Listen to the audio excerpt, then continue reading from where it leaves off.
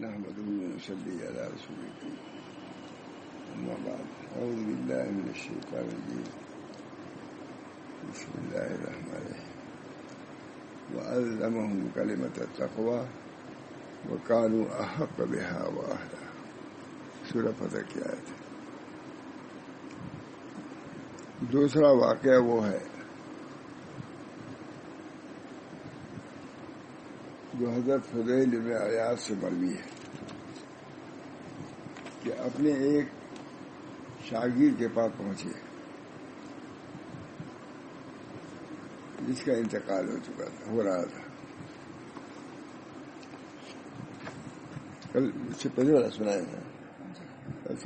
جو بھی بہت اہم واقعہ ہے، یاد بھی بہت حضرت کے زمانے سے جانتا ہوں، اسے انہوں نے نقل کیا. حضرت فضیل بن عیاض بہت بڑے بزرگ ہیں، معلوم نام سنا ہوگا، کا واقعہ سنا تھا بھی. انہوں نے کیسے توبہ کیا تھا کیا سب معلوم ہے، کئی جگہ سنا چکا. بہت بڑے آدمی، ڈاکوؤں کے سردار تھے، پھر اہل اللہ کے سردار ہو گئے. دوسرا واقعہ وہ ہے جو حضرت فضیل بن عیاض سے مروی ہے کہ اپنے ایک شاگرد کے پاس پہنچے جو مر رہا تھا.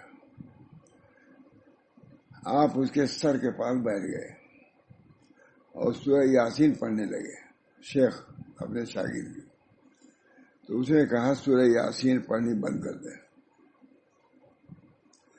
پھر آپ نے اسے کلمہ لا الہ الا اللہ کی تلقین کی،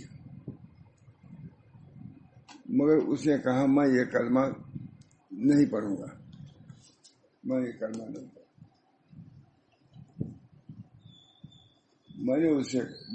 میں اس سے بیدار ہوں، اس کلمے سے، لا الہ الا اللہ کے کلمے سے بیدار ہوں.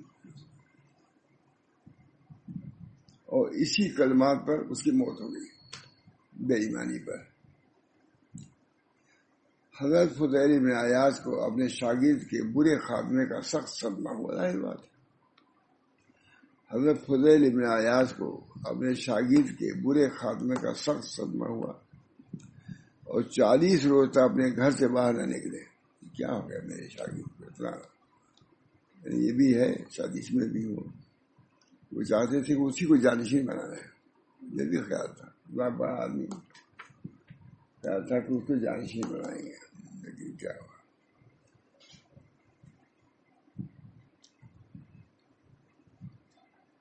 حضرت فضیل بن عیاض کو اپنے شاگرد کے برے خاتمے کا سخت صدمہ ہوا اور 40 روز تک اپنے گھر سے باہر نہ نکلے، اندر ہی بیٹھ کر روتے رہے. کیا ہو گیا میرے شاگرد؟ یہ بھی ہوتا ہے مجھ سے.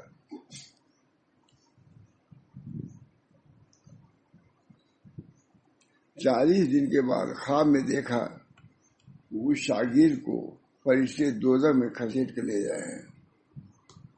اس کو دوزخ میں کھسیٹ کر لے جائے.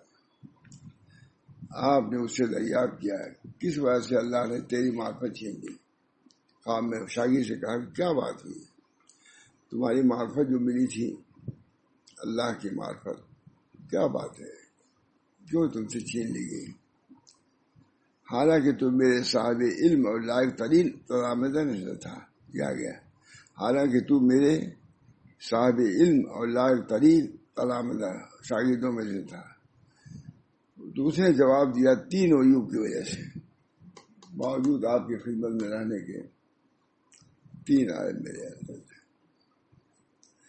ایک تو میرے اندر چغل خوری کا عیب تھا، لگایا کرتے تھے. یہ بھی بزرگوں کیا رہتے ہیں، ہر جگہ رہتے ہیں، ہر جگہ. جو شیخ سے بدلنے ہی کرنے پر آتے ہیں، جن کو کوئی کام نہیں رہتا، وہ یہی رہتا ہے ہر جگہ. نام نہیں لیتا، ہر جگہ مرشی سمجھیے. جب فضیل میں آیا جو سب کے شاگرد ان کے تو اس کے بعد والوں کے رہے تو کیا تعجب کی بات ہے. ان کا کام کچھ سیکھنا ہونا نہیں رہتا، وہی ادھر کی ادھر لگاتے ہیں، مشائخ کے یہاں رہتے ہیں. ایک شخص حضرت کے سر پر تیل رکھتے تھے، اسی میں انہوں نے کسی بڑے شیخ کے متعلق کوئی شکایت کی اور معاملہ گڑبڑ ہو گیا. پھر کبھی اسے سر پر تیل نہیں رکھوایا. کہا کہ سر پر تیل رکھتے ہوئے موقع ملتا ہے ان لوگوں کو غیبت کرنے کا. وہ تو سمجھتے ہیں ہم ویسے ہی مقبول ہے، لیکن ہم تو جانتے ہیں کہ نکال دیا تھا ان کو، کبھی نہیں رکھوایا. کہا نہیں، جب قرب بڑھتا ہے تو اپنے لوگوں کی شکایت بدزنی پیدا کرنا. خود نبی اکرم صلی اللہ علیہ وسلم نے ارشاد فرمایا کہ مجھ کو اس حال میں چھوڑو کہ میں تم لوگوں کے پاس منشرح القلوب ہو گیا ہوں، دل خوش ہو. ایسی صورت میں تمہارے آئے کہ میرا دل تم سے خوش ہو، کہ جب خوش ہوگے تو فیض پہنچے گا، اور ان کے بعد ہوگا تو فیض پہنچے گا. یہ بھی ایک باطنی چیز ہے. خود حضور صلی اللہ علیہ وسلم نے فرمایا کہ میں تمہارے اندر منشرح القلوب ہو کے آ رہا ہے، یعنی قلب کے منشرح ہیں. کیونکہ اگر مجھ کو کبیدی ہوگی کسی کی طرف سے تو اس کا فائدہ پہنچے گا میرا. حضور صلی اللہ علیہ وسلم فرما رہے ہیں، کسی یہ بدو کی بات نہیں ہے. حضور صلی اللہ علیہ وسلم معلوم ہوا کہ کسی کا معاملہ گڑبڑ کرنا، منقبض کر دینا، مقدر کر دینا بہت بری عادت ہے. چنانچہ اس کے نتیجہ دیکھیے کیا ہوا.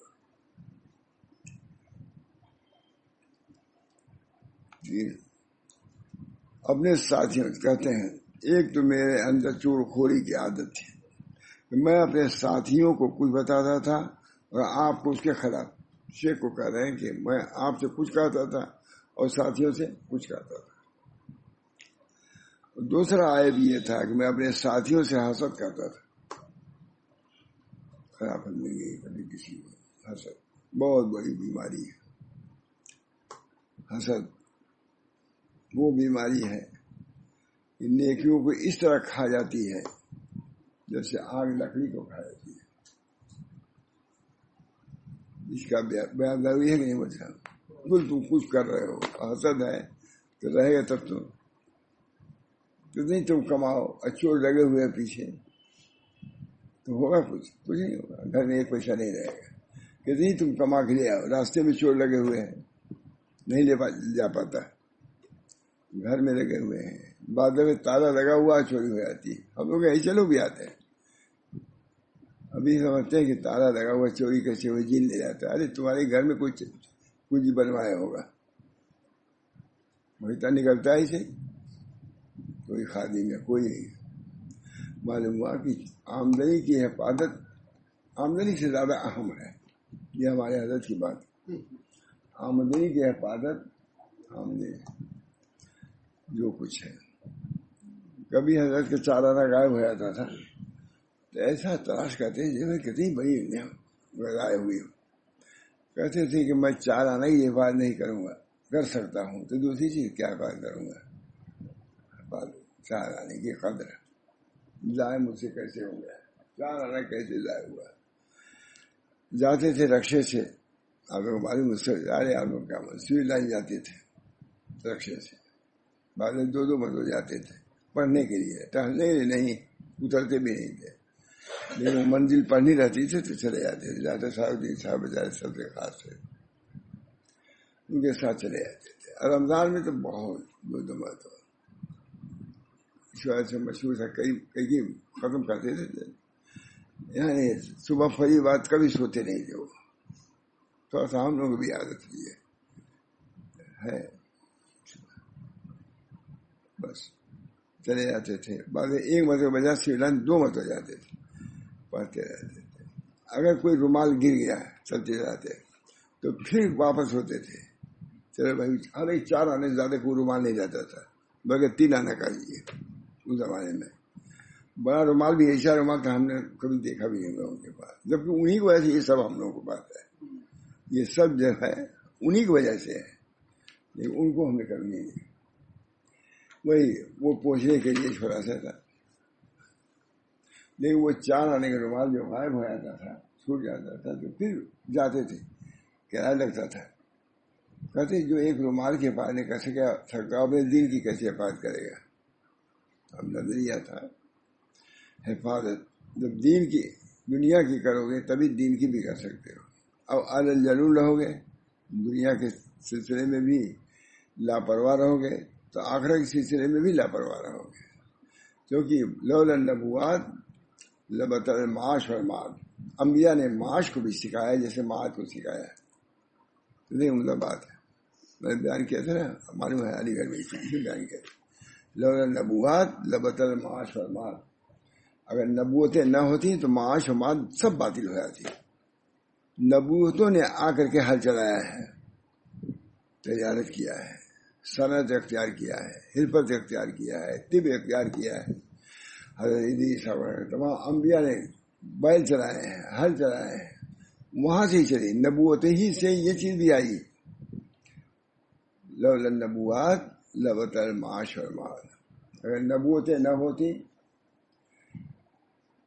تو معاد یعنی آخرت تو برباد ہو جاتی, معاش بھی صحیح سالم رہتی. انہوں نے یہ سکھایا کہ اس طرح رہو, اس طرح کرو, اس طرح ہل چلاؤ, اس طرح بیج ڈالو, سب انہوں نے بتایا.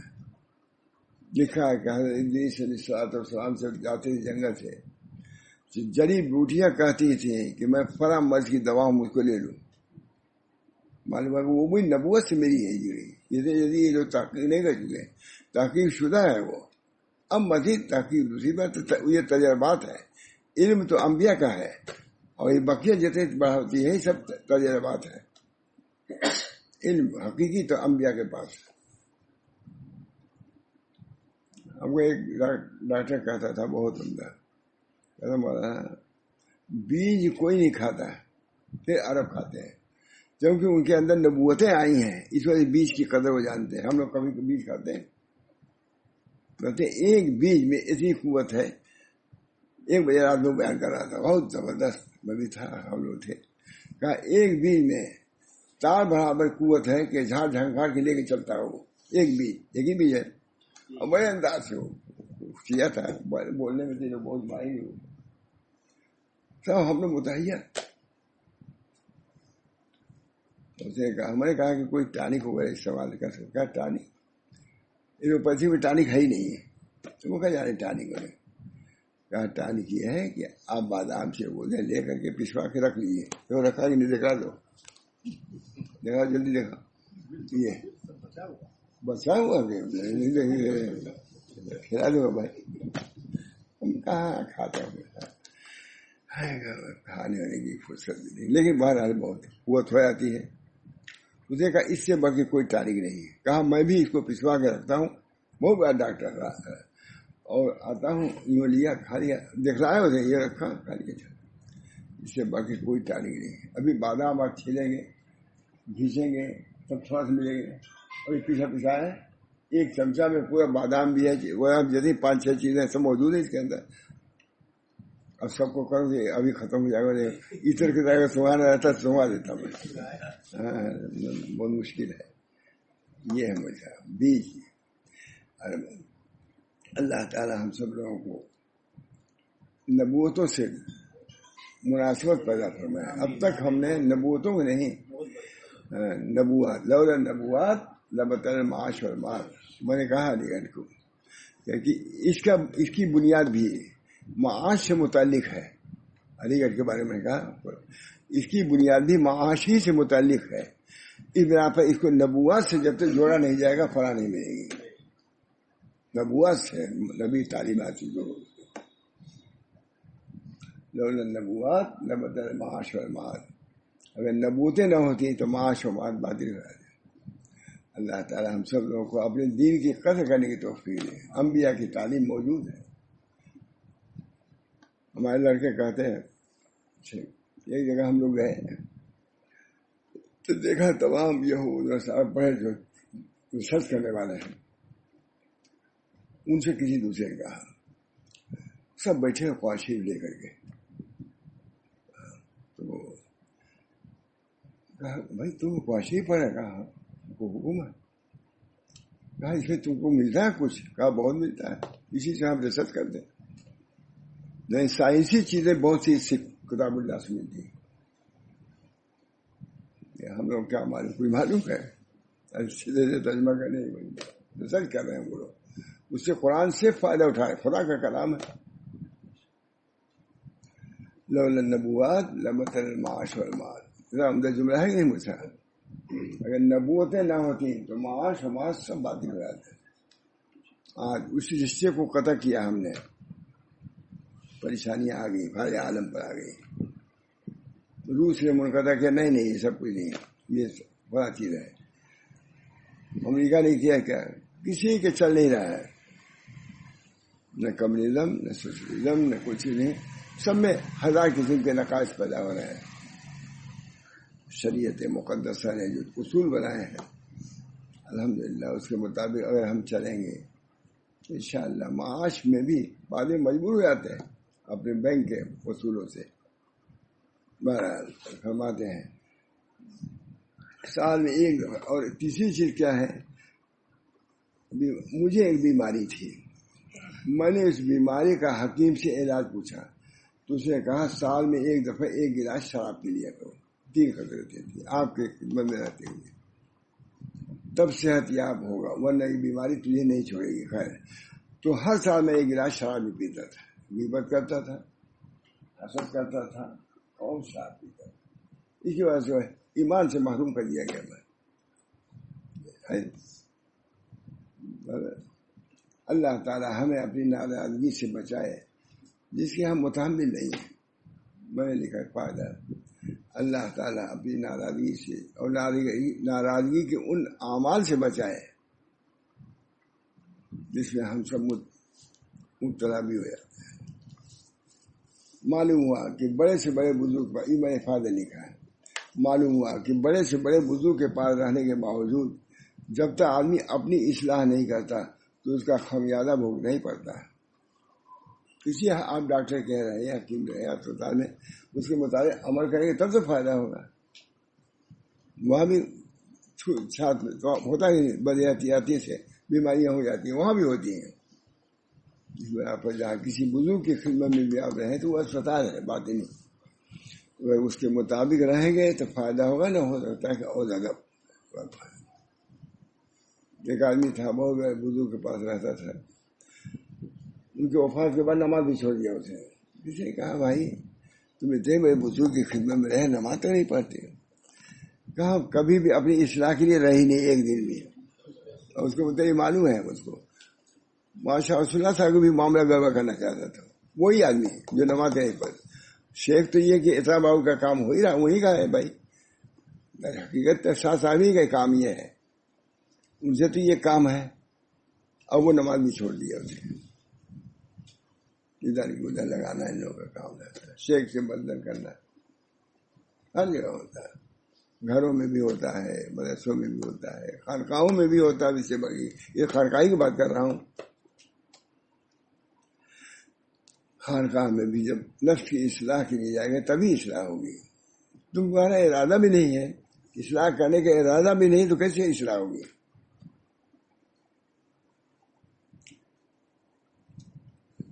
یہ سخی نے لکھا ہے معلوم ہوا کہ بڑے سے بڑے بزرگ کے پاس رہنے کے باوجود جب تک آدمی اپنی اصلاح نہیں کرتا تو اس کا خمیازہ اس کو بھوگنا ہی پڑتا ہے. ایمان تک اسے سلب کر لیا جاتا ہے.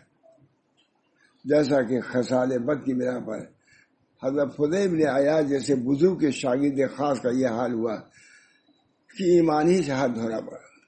وہ ڈرنے کی بات ہے. جو چیزیں ہیں کوئی کسی اسپتال میں آپ جائیں جب اس کے لوازم پرہیز کی چیزیں ہیں آپ کو وہاں بھی کرنا ہوگا.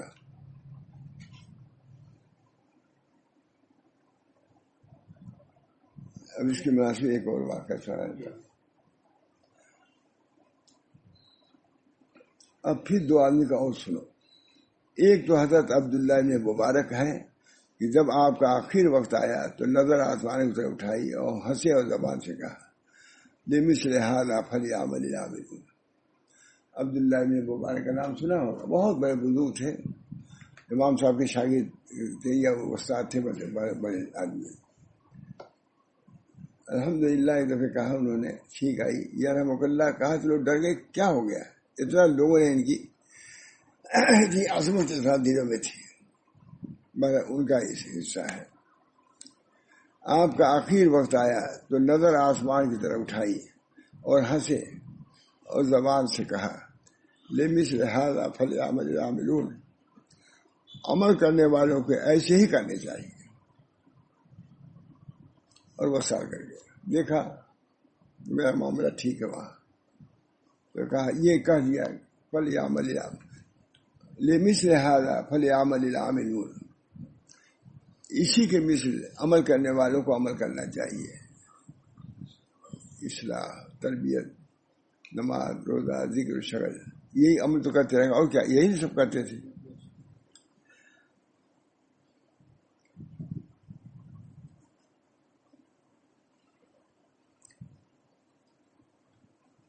اور میں نے اپنے استاد حضرت امام الحرمین سے سنا ہے کہ وہ اپنے استاد حضرت ابو بکر رضی اللہ کے زبانی ایک بیان کرتے تھے رحم اللہ کہ زمانے تعلیم میں میرا ایک ساتھی تھا جو ابتدائی کتابیں پڑھتا تھا. تعلیم میں نہایت محنتی اور پرہیزگار اور عبادت گزار تھا. اپنے ایک ساتھی کا واقعہ بیان کر رہے ہیں. ساتھی تھا جو نہایت تعلیم میں محنتی، پرہیزگار اور عبادت گزار تھا، لیکن محنت و کوشش بسیار کے باوجود تعلیم میں بہت کم آگے بڑھتا تھا. ہمیں اس کے حال پر تعجب ہوتا تھا. وہ طالب علم اچانک بیمار ہو گیا اور وہاں اولیاء اللہ کی ایک خانقاہ میں پڑ گیا. ہسپتال میں داخل نہیں ہوا بلکہ ان کے خانقاہ میں جا کے پڑ گیا. لیکن سخت بیماری کی حالت میں بھی اس نے پڑھنے کی کوشش جاری رکھی، یہاں تک کہ اس کی حالت زیادہ نازک ہو گئی. اس وقت میں اس کے پاس بیٹھا تھا. اچانک اس نے اپنی نظر آسمان کی طرف اٹھائی اور پھر مجھ سے کہا اے ابن فورک لمثل ھذا فلیعمل العاملون. عبداللہ بن مبارک کا واقعہ تھا. یہ شاگرد طالب علم تھا، ابھی اللہ سے دل لگائے ہوئے تھا، پڑھنے میں زیادہ تیز نہیں تھا، مگر عمل اللہ کے راضی کرنے والا کر رہا تھا. تو اس نے بھی کہا جیسے انہوں نے کہا فلیعمل، اس نے کہا اے ابن فورک نام لگا لمثل ھذا فلیعمل العاملون، یعنی اے ابن فورک کام کرنے والے اسی کے مثل کام کرتے ہیں. یہ کہا فوت ہو گیا. اللہ تعالیٰ ہم سب کو اسی توفیق دے. لمثل ھذا فلیعمل، ان دونوں کو ان کو بھی بشارت ہوئی، دیکھ کے کہا ایسی عمل کرنا چاہیے. اس لڑکی بھی بیمار تھا لیکن اللہ سے دل لگائے ہوئے تھے. لمثل ھذا، کام کرنے والے اسی کے مثل. یہ الفاظ کہے اور ختم ہو گئے. دوسرا واقعہ وہ ہے جو حضرت مالک بن دینار سے منقول ہے. آپ فرماتے ہیں کہ میرا ایک پڑوسی تھا، میں بوقت موت اس کے پاس گیا. اس وقت اس پر سکرات موت طاری تھے، سکرات کا عالم تھا. مجھے دیکھ کر کہنے لگا اے مالک، اس وقت مجھے اپنے سامنے آگ کے 2 پہاڑ نظر آ رہے ہیں اور کہا جاتا ہے کہ ان پر چڑھو 2 پہاڑ. مالک ابن دینار کہتے ہیں کہ میں نے اس کے گھر والوں سے اس کے متعلق پوچھا. انہوں نے کہا کہ اس شخص نے غلہ کے لیے 2 پیمانے رکھے تھے، ایک غلہ لینے کا اور ایک دوسرا دینے کا. فرق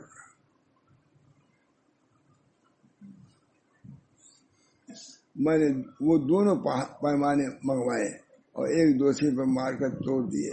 پھر میں نے اسے دریافت کیا اب کیا حال ہے. اس نے کہا معاملہ تو اور ہی زیادہ نازک و خراب ہے. وَيْلٌ لِّلْمُطَفِّفِينَ الَّذِينَ إِذَا اكْتَالُوا عَلَى النَّاسِ يَسْتَوْفُونَ وَإِذَا كَالُوهُمْ أَوْ وَزْنُوهُمْ يُخْسِرُونَ. لینے کو ہوتا ہے تو پورا لیتا ہے نا. قرآن ہے، پوری آیت تفسیر، پوری آیت سورہ ہے پوری. وَيْلٌ لِّلْمُطَفِّفِينَ إِذَا اكْتَالُوا عَلَى النَّاسِ يَسْتَوْفُونَ.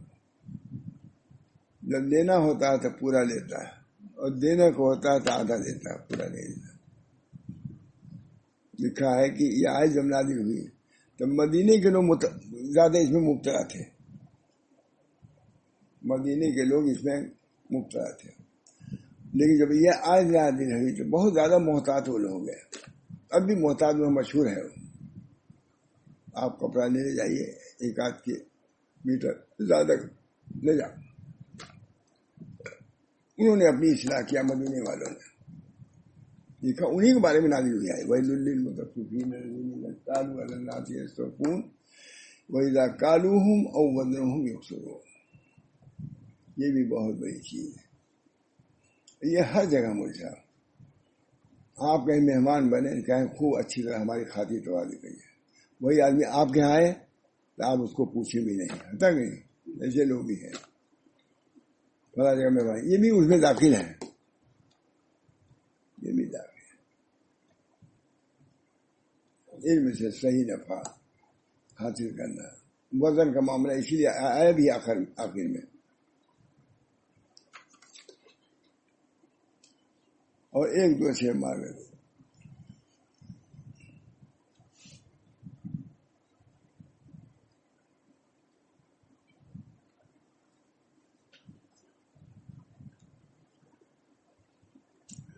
ایک واقعہ اور مثال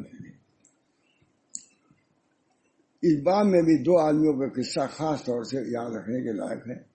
ایک تو وہ جو کسی بزرگ نے فرمایا ہے کہ میں نے حضرت سفیان ثوری کو ان کے وصال شریف کے بعد خواب میں دیکھا تو میں نے کہا اے ابو عبداللہ تم کس حال میں ہو؟ آپ نے مجھ سے اعراض فرمایا اور فرمایا یہ کنیت ہے،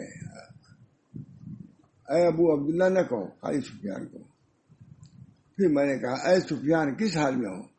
پہلے ابو عبداللہ کہا تھا، لقب عزت والا۔ آپ نے فرمایا بعد الموت میں نے اپنے پروردگار کو بالکل سامنے دیکھا، وہ کہہ رہے ہیں اشعار ہے بہت عمدہ، بعد الموت میں نے اپنے پروردگار کو بالکل سامنے دیکھا، میرے پروردگار نے مجھ سے فرمایا اے ابن سعد تجھے میری رضامندی مبارک ہو، تو تاریک راتوں میں میری یاد کے اندر کھڑا رہتا تھا، تو تاریک راتوں میں اندھیری راتوں میں میری یاد کے اندر کھڑا رہتا تھا، اس وقت تیری آنکھوں سے ذوق و شوق کے آنسو جاری رہتے تھے، اس وقت تیری آنکھوں سے ذوق و شوق کے آنسو جاری ہوتے تھے اور تیرا دل پوری طرح میری طرف متوجہ ہوتا تھا۔ اب جنت الفردوس کے محلات تیرے سامنے ہزار چلے جاؤ، رات میں رہ چکے تو روئے ہو، اب نتیجہ اب جنت الفردوس میں کے محلات دیکھو سامنے ہیں، تو جس کو چاہتا ہے لے لے اور ہر وقت میری زیارت سے لطف اندوز ہوا کرے، کیونکہ میں اب تیرے سامنے اور تیرے قریب ہی رہوں گا۔ اللہ تعالیٰ دوسرا واقعہ اس شخص کا ہے جسے بالوں نے خواب میں دیکھا، اس کا رنگ بدلا ہوا ہے اور دونوں ہاتھ گردن سے بندھے ہوئے ہیں، مجھے دریافت کیا گیا کہ اے شخص اللہ تعالیٰ نے تیرے ساتھ کیا معاملہ کیا؟ تو اسے جواب میں یہ شعر پڑھا، وہ زمانہ بیت گیا جس سے ہم کھیلتے تھے، اب یہ زمانہ ہے جو ہم سے کھیل رہا ہے، غفلت میں ہم نے ڈالا ہے، تو آج وہی زمانہ آ گیا ہے جو ہم سے کھیل رہا ہے۔ بہت سے واقعات نقل کیے ہیں امام غزالی نے۔ اللہ تعالیٰ ہم سب لوگوں کو نیک اعمال کی توفیق دے تاکہ حسن خاتمہ نصیب ہو۔ جو عمل کرتا رہے گا آدمی اسی پر مرے گا، برے اعمال کرتا ہے برے اعمال کرتا ہے۔ اس بنا پر اپنی اصلاح کی بعض لوگوں کا واقعہ لکھا ہوا ہے کہ موت کے وقت صرف یہی کہتا رہ گیا کہ فلاں کپڑا اتنے آنے گز، فلاں کپڑا اتنے، یہی کہتے کہتے ختم ہو گیا۔ بہت سے واقعہ ایک دوسرے مگر اللہ تعالیٰ سے دعا کیجیے اللہ تعالیٰ ہم کو اپنی اصلاح کے فکر فرمائے، فکر پیدا فرما دے، اور اللہ تعالیٰ آخرت کا معاملہ آسان سے آسان پر فرما دے، ایسے اعمال ایسے اخلاق کی توفیق مرحمت فرمائے جو آپ کے رضا کے آپ کے خوشنودی کا ذریعہ ہو۔ ربنا تقبل منا انك انت السميع العليم برحمتك يا ارحم الراحمين۔